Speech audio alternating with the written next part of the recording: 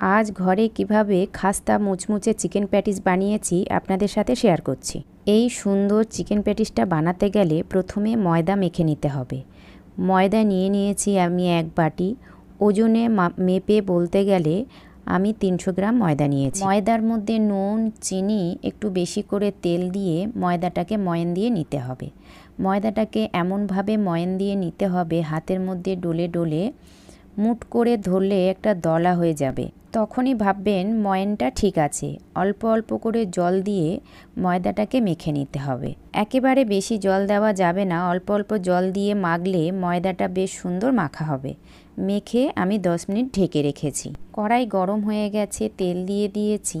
2 বড় পেঁয়াজ নিয়ে কুচো করে কেটে নিয়েছি। পেঁয়াজটা ভেজে নিতে হবে ততক্ষণ যতক্ষণ না পেঁয়াজটা নরম হয়ে যায়। পেঁয়াজটা যখন নরম হয়ে যাবে ওর মধ্যে আদা রসুন পেস্ট, টমেটো, হলুদের গুঁড়ো, লঙ্কার গুঁড়ো, জিরের গুঁড়ো, ধনের গুঁড়ো দিয়ে ভালোভাবে কষিয়ে নিতে হবে। মশলাটা কষানো হয়ে এসছে, এর মধ্যে স্বাদ মতো নুন দিয়ে দিতে হবে আর দিয়ে দিতে হবে চিকেন। আমাদের মতো আপনাদের নিশ্চয়ই এমনটাই হয়, চিকেন নিয়ে আসার সময় বোনলেসটা আলাদা করে নিয়ে আসে। এভাবে ছোট ছোট করে কেটে যেভাবে আমি বানাচ্ছি আপনারা এভাবেও বানিয়ে নিতে পারবেন। 5 মিনিট ঢেকে রেখেছি, এর মধ্যে মাংস সেদ্ধ হয়ে গেছে। দিয়ে দিতে হবে গরম মশলা, ধনেপাতা, সয়া সস, টমেটো সস। আমি একদম এটা মাংসর মতো করে বানিয়ে নিয়েছি। এটা ভাতের সাথে রুটির সাথেও খেতে পারবেন, কিন্তু না, আমি এটা চিকেন প্যাটিস বানাবো। আমাদের চিকেন প্যাটিসের ভেতরের যে পুরটা রেডি হয়ে গেছে। পুরটা ঠান্ডা হতে দেব। এখানে ময়দাটা আরও একটু মেখে লেচি কেটে নেব। লেচি কেটে নিয়ে লেচিগুলো বেলে নেব। পরোটাগুলো তেল দিয়ে বেলে নিয়েছি। পরোটাগুলো পাতলা করে বেলে নেবেন। দেখুন কিভাবে পাতলা করে আমি বেলেছি, দেখলেই বুঝতে পারবেন ঠিক এমনটাই হবে। পরোটার ওপরে দেওয়ার জন্য একটা মিশ্রণ রেডি করে নিতে হবে। সাদা তেল আর ময়দা দিয়ে একটা মিশ্রণ বানিয়ে নিয়েছি। মিশ্রণটা আমার রেডি হয়ে গেছে। পরোটার ওপরে মিশ্রণটা মাখিয়ে তার উপরে আরও একটা পরোটা দিয়ে দিলাম। তার উপরে মিশ্রণটা দিয়ে আরও একটা পরোটা দিয়ে দিলাম।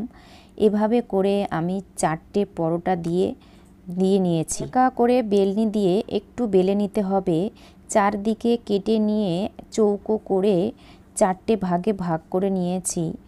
ওর ভেতরে পুরগুলো একে একে দিয়ে দিতে হবে। যেভাবে আমি দিচ্ছি দেখুন এভাবে দিয়ে নেবেন। একটু হাতে করে জল নিয়ে সাইড থেকে লাগিয়ে দিয়ে প্যাটিস বানানোর জন্য একটা কোণা আর একটা কোণার মধ্যে চেপে দিয়ে 2 সাইড দিয়ে চেপে দিলে প্যাটিস ভাজার জন্য রেডি। কড়াইয়ে তেল দিয়ে দিয়েছি, তেল গরম হয়ে গেছে। আস্তে করে প্যাটিসগুলো ছেড়ে দিতে হবে। গ্যাসটা জোরে দিলে হবে না, প্যাটিসগুলো পুড়ে যাবে। লোতে রেখে আস্তে আস্তে করে প্যাটিসগুলো ভেজে নিতে হবে, তাহলেই মুচমুচে হবে।